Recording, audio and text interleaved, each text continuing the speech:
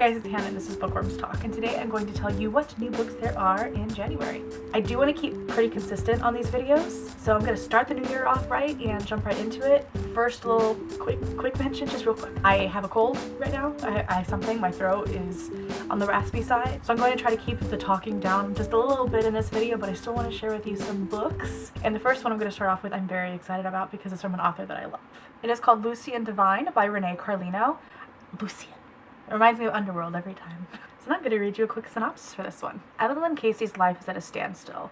She's in her mid-20s, struggling with the dating scene in San Francisco.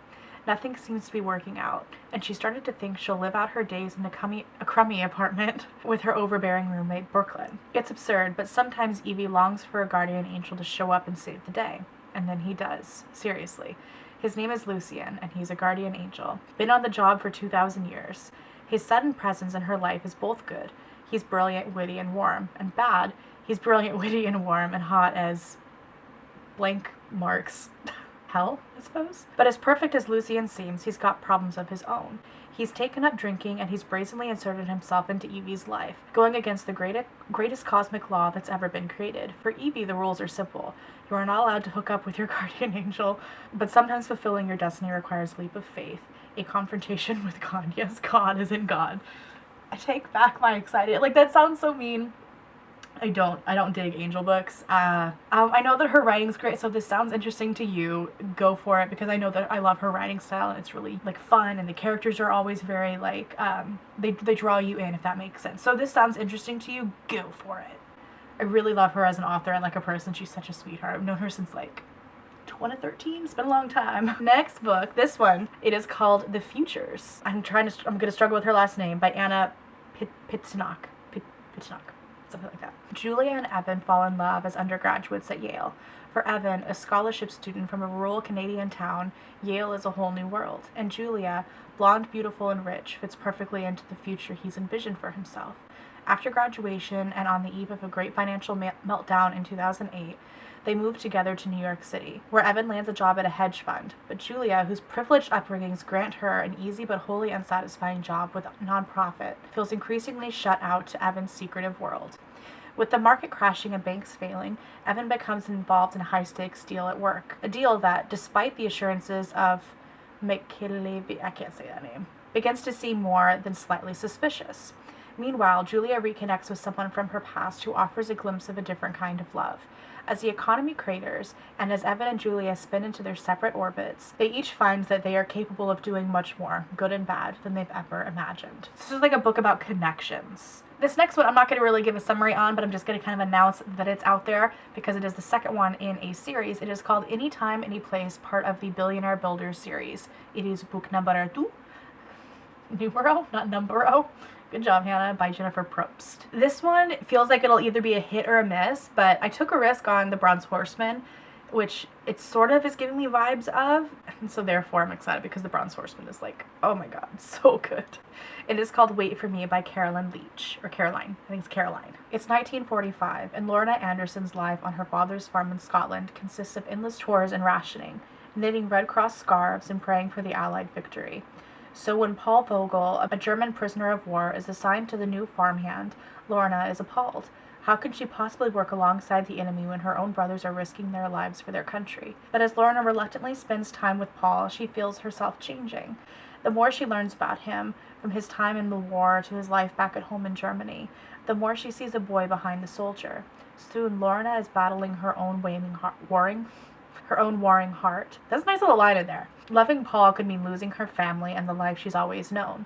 With tensions rising all around them, Lorna must decide how much she's willing to sacrifice before the end of the war determines their fate. That is like the one that I'm most excited for out of the bunch that I've read so far, hands down. Oh my god, I suck. I haven't been telling you when these come out. Okay, I'm only a couple in. This one comes out January 31st. The book prior, Anytime, Anyplace, comes out January 24th. The Futures comes out January 17th. And Lucian Divine is already out because I am filming this late. It came out on the 9th. Onward and upward. Alright, this next book is called Idaho by Emily... Okay, let me try this. Okay, V's are W's, right? Ruskwish? This one is actually already released. Ho ho ho. Doesn't say when it was released. I was pretty sure it was a January book though, because I looked this up before. Anne and Wade have carved out a life for themselves from a rugged landscape in northern Idaho, where they are bound together by more than love. When her husband's memory fades, Anne attempts to piece together the truth of what happened to Wade's first wife, Ginny, and their daughters. In a story written in exquisite prose and told from multiple perspectives, including Anne, Wade, and Ginny, well, fucking spoiler alert, I'm not gonna actually finish that. Basically, this is supposed to be a novel about, like, love and compassion, and I felt like it would be really heavy, kind of emotionally raw is what I got from some of the reviews. I'm actually gonna just stop right there on the summary. I'm kind of mad that I read that because it just spoiled me.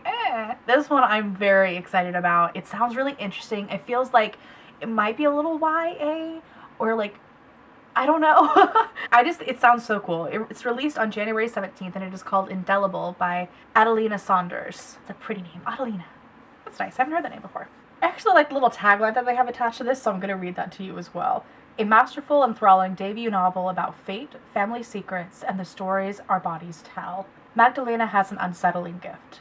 She sees the truth about people written on their skin. Names, dates, details both banal and profound, and her only relief from the onslaught of information is to take off her glasses and let the world recede. Mercifully, her own skin is blank. When she meets Neil, she is intrigued to see her name on his cheek. He's in Paris for the summer, studying a medieval pilgrimage on the coast of Spain, where the body of Saint Jacques, so I'm going to go with Jacques, is said to have washed ashore, covered in scalloped shells. Magdalena, desperate to make things right when her best friend dies, a tragedy she might have prevented, embarks on her own pilgrimage. But not before Neil falls for her, captivated by her pale eyes, charming Eastern European accent, and aura of heartbreak. Neil's father, Richard, is also in Paris, searching for the truth about his late mother. And so it kind of feels like it's going to be like all these stories of people searching for, like, answers and truth and stuff. I don't know, it's the whole name or, like, date or whatever, like, written on the skin and how that has to do with fate really, again, drew me in. I'm a big person when it comes to reading about fate. I find it so fascinating. This next one is Fidelity, which is Infidelity Book 5 by Elitha Romig. Not going to read a summary because it's within a series, but just so you know, it is out now. This one seems very fun, and the cover is very, I don't mean this in a mean way, but it seems very, like, low budget. But that's what makes me think that I'm gonna like it a lot. It is called The Neighborhood by Stylo Fanatome. Oh no, it's book 2 in a series. No! That sucks! It's book 2 in a series. I already read the summary. I was so excited about it. I don't know if it's the kind of series that you need to read one before the other. I don't know. The first book is called Neighbors. Anyway, it seems like more of an adult fiction romance novel style book. This one is called Carve the Mark by Veronica Roth. This is a YA book. I'm personally not excited about this one, but that doesn't mean that you guys won't be. And so I wanted to bring this up for those of you who still do like YA and a little bit like dystopian style thing. So I thought I'd give you a quick little summary. Apparently, fans of Star Wars and Divergent will like this book. Okay, quick aside. It bothers me so much. Like, I'm a long time Star Wars lover. Like, I grew up with those movies. Like, I love them. And I hate that it's now, like, this big trendy thing, and they're gonna stamp, like, oh, it's just like Star Wars if it's any kind of science fiction that's not like Star Wars at all, just because Star Wars is popular and they know it'll draw people's eye. They did that with 50 Shades of Grey, too. It was like any romance novel is like 50 Shades of Grey, and then I read it, and I'm like, that is nothing like 50 Shades of Grey. Why put that on there anyway? So that's what I get from that vibe initially, just looking at that. Anyway. Now to the summary. On a planet where violence and vengeance rule, in a galaxy where some are favored by fate, everyone develops a current gift, a unique power meant to shape their future. While most benefit from their current gifts, Akos and Syria, they do not.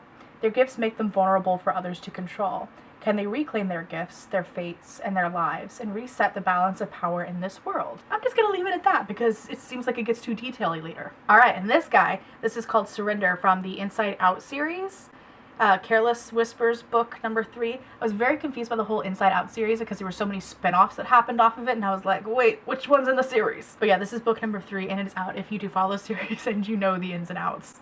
Get what I did there? Ins and out, inside out, get it? Okay, I'm done. This next book and last book is part of a series. It is called Commander-in-Chief. It's White House book number 2, and it is by Katie Evans. I'm pretty sure she wrote Rule. I might be wrong. I mentioned this in here because just looking at it, haven't even read the summary because it's the second book. I thought maybe it'll be kind of like that, like Scandal vibe. So maybe for those of you who are like diehard Scandal fans, that you might really like the series. Like, I don't know, maybe if the election results were better, I would like to read a book kind of about this. Just like, it's just gonna remind me of the Cheeto, okay? I don't think I can handle it. I already get reminded enough. So I hope that you guys enjoyed that. I hope my voice wasn't too distracting, I guess. I actually personally love how my voice sounds when it's raspy. It feels horrible, but it sounds so nice. I'm like, trade-off. If you are new to my channel, it would mean so much to me if you would subscribe. All that means is that when you log into YouTube, you can use your Gmail. I think even your Yahoo. You just log in up in the top right corner. I had to think about that. And then you can kind of keep track of my channel and other channels that you really like by pressing this big red subscribe button and then the little bell next to it, and then it'll notify you whenever I upload a video. If you're not a frequent YouTube watcher, that might be the really best bet for you. That way you know when I'm putting up content. I've noticed through analytic programs that only like 50% of my viewership is actually subscribed to me. So if you don't know how to subscribe or you still have more questions, I will happily talk you through how to do it. I would really greatly appreciate it. But I will talk to you guys next time. And until next time. All right. Bye.